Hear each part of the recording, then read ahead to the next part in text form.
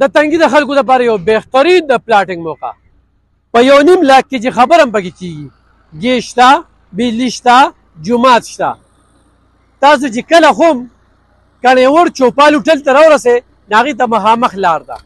په دغه مخامخ لار چې څنګه راننوځئ په مین روډ باندې دا پکې منځ کې یو څو کورونه دي، هغه ځای کې هم مخامخ د جومات مناره ښکاري.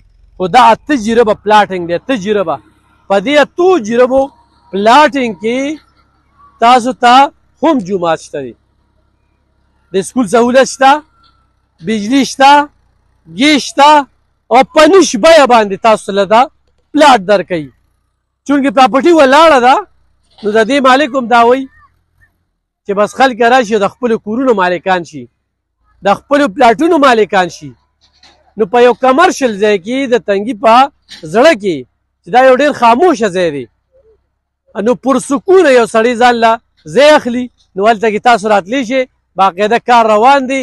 دا تاسو وینئ چې دا د مین سړک نه دا لار د مین سړک نه دا لار وتلې ده، او بیا چې سیده راځي نو په دې پلاټینګ به ختمیږي. د نکاسۍ ښه زبردست انتظام شوي دی، او دې کې 14 فوټه لار چې کومه ده په پلاټینګ کې 14 فوټه لار.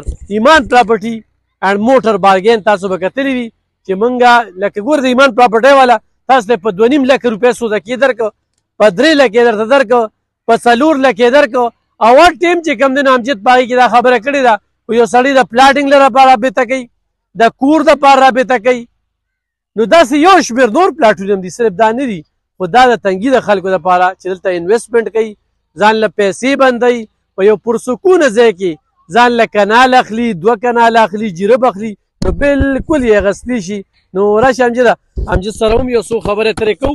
خو ګرانو کتونکو ډېره د خوشحالۍ او د خوشخبرۍ خبره ده چې راشي او دلته کې وایي امجد څنګه لیخي. امجد دا څومره ځای دی؟ دا خو موږ سره 8 جربه ځای دی، انشاءالله وختن د وختن به ورسره بیا داسې نور هم کار ټیک کوو.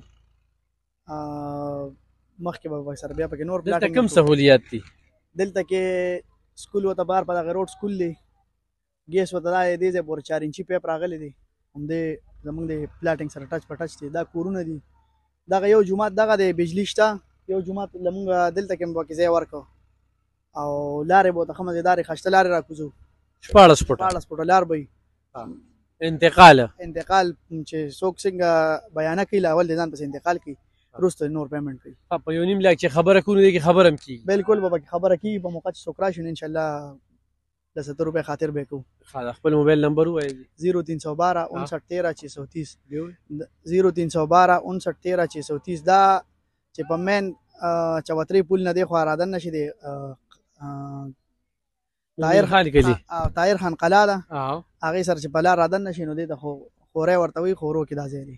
خورو کې دا ځای دی. ګرانو کتونکو ایخ په نیغه اوموس ټلیفون روچت کې په دغه نمبرو باندې کال وکړئ او دلته کې راشئ، بهترین ځان لره کور لپاره ځای والي. بل دا خو لا زمونږ دویمه ورځ ده چې مونږ پکې ټریکټر ګرځو. دا چې پلاټینګ وشي نو بیا به هغه تاسو هغه به هم شیر کړئ انشاءالله، نو دا به خلکو ښکاره شي بیا که نه. وختن په وختن برته ښایو، خو دې وخت کې په عین موقع باندې خو تاسو رالی چې څومره پې تاوان کېږي نو ریټ هم خېږي. اوس خو په عین موقع رالی نو ډېر ارزان تاسو ته چې کوم دی دلته کې ځای پروزي.